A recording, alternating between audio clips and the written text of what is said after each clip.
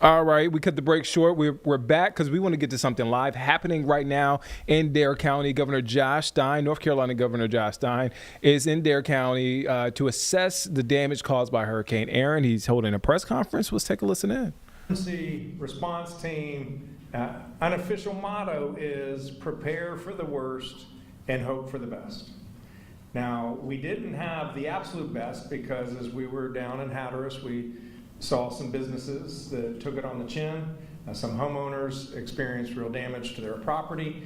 But my goodness, North Carolina dodged a bullet with Hurricane Erin. She was just a few more miles offshore, and that made the difference in a widespread devastation and what we experience today. No reported loss of life. Now, Highway 12 needs a ton of work. And what's incredible about the DOT and their hard-working crews is they were on the highway before the storm, they were on the highway during the storm, and they are on the highway right now. We visited with Natalie at Frisco Rod and Gun, and she said on a Friday afternoon in August, you wouldn't have been able to find a parking spot in this lot. And we were the only cars in that parking lot because nobody can get there. So we know that this county, Dare County, depends on Highway 12 being open for your residents, but also open for your tourists and all the business that they bring to this region. And so I want to thank DOT for their industriousness and hard work to making sure that we get this road open for you all as quickly as we possibly can. I want to thank the National Guard, General Hunt. They had a couple hundred troops here. They're all demobilizing today. It's wonderful that they get to be home with their families this weekend because what it means is that there was not widespread human impacts here. I want to thank State Emergency Management and everything they did to help coordinate and partner with their partners here at Dare, Hyde, and Currituck counties. We had a number of swiftwater rescue and search and rescue teams that deployed from other communities in this state. They left their areas to come here to help you if it was necessary. Thank goodness they were not needed, and they too will be going home to be with their families this weekend. So I want to thank all of our state hardworking public servants, all of the local officials and local first responders who have done everything they can to prepare for this storm, and let's just count our blessings that this was not the one, and we will be ready, however, Chairman, when that one comes. Thank you.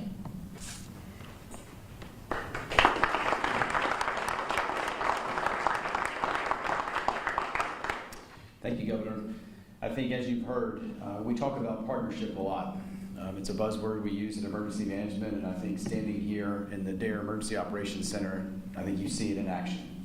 I think as the chair said, I think I probably should have just let him do my whole talk here. I think everything begins and ends locally, and our goal at the state level is to make sure that there are resources in place to support our local communities, whatever they may need.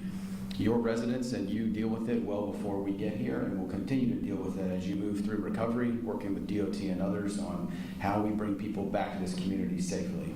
And just on behalf of the State Emergency Response Team, thank you. Thank you for the work that many of you have done over the last week and will do, especially our partners at DOT and others as we continue to try to reopen NC-12 and get this community back. As the governor said, we are in the process today of demobilizing all of the major response assets that have come from both our local agencies, state agencies, and the North Carolina National Guard. Again, we're really grateful for the men and women of the National Guard who stepped up and were willing to support whatever we needed, including some of our National Guard partners from out of state. I think as we were looking at some of the contingency planning and potential need for air movement of resources, we also brought resources in from a partner in Georgia. And so again, are grateful to those capabilities. I think as we continue to see local evacuation orders lifted, as we see ferry service restored in NC-12, I would ask and continue to remind folks to heed what you're hearing from your local officials, especially right now when it's a beautiful Friday afternoon. Here, there's still a lot of work to do. I mean, as we saw this afternoon, DOT has been after it and is continuing to get after it. We need those folks to be able to do their work unimpeded. We need public safety to be able to have access to critical areas unimpeded. And so would ask folks to come back, but do it in a way that you're following that direction from your local authorities.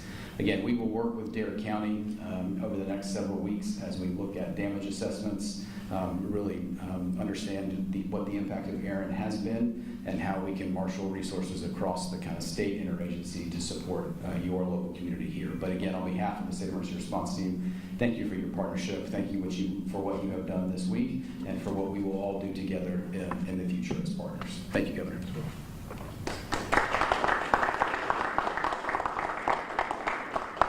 Good afternoon. I'm Joey Hopkins, Secretary of North Carolina DOT. I want to start by thanking our teams at DOT. Wynn Bridgers is a division engineer in Division 1, and him and his folks have been working since before the storm started to help clear NC-12 and prep for that. They staged equipment, like the chairman mentioned. They staged signs and barricades, and they've just done tremendous work. But in addition to that, we had Jed Dixon here, who's our ferry division director, and him and his teams have been working equally as hard. They helped evacuate Ocracoke. Over 2,200 people were on our boats leaving there before the storm hit. So I really want to thank them for what they've done, and also for the work that they've done today to make sure that all the routes are safe to get on and off Ocracoke, and they've started ferrying equipment back. You may have heard we've been able to restart the routes across the Sound from Swan Quarter and Cedar Island. Started those about noon today, and right now we're running that for essential personnel and residents only, and we'll open that up to others as Hyde County gives us word that we can do so. With that said, I mean, there's been a lot of folks talk about NC-12. We all know that NC-12 is the interstate of the Outer Banks. It's the lifeblood of the Outer Banks, and it is important to us that we help that recover to pre-storm conditions. We will continue to work on that until it's done. However, we had 2 new breaches overnight on Pea Island that have since been repaired, I'm happy to say. So that sand has been moved, and what sand was left, we used that to repair the dunes. We'll continue to do that, and hopefully we can open up more in the coming days, if not sooner. But as we see those high tides and see what additional damage we may see, we may have to readdress that. I will say, happy to say, that so far we have no damage to NC-12. So that's positive news. It's just sand and moving the water. So we'll continue after it. I also want to mention the partnerships here that's been mentioned earlier. We couldn't do what we do without the U.S. Park Service. Thank you, Superintendent Halleck, for you and your team. It's a great partnership that you have with our local folks. The U.S. Coast Guard with the Ferry Division work hand in hand with us to make sure that we can get those boats back on the water safely. So thank everybody for that, and Governor, I'll turn it back over to you. Thank you, Secretary.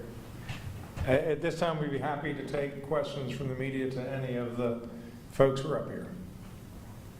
Given the damage to NC-12 that did happen, and knowing that you guys are assessing that, since this wasn't, quote, the big one, going forward, if this just comes as part of the territory based on where we are, do you have any plans down the road, say 50, 20 years, to help avoid that, to make sure that NC-12 can stay sustainable? I mean, thinking about all the economy that especially it brings to that area as well. Yes, NC-12 is critical to the Outer Banks. It's what connects the residents and the tourists to one of the most beautiful pieces of earth in the United States, and that's our Outer Banks.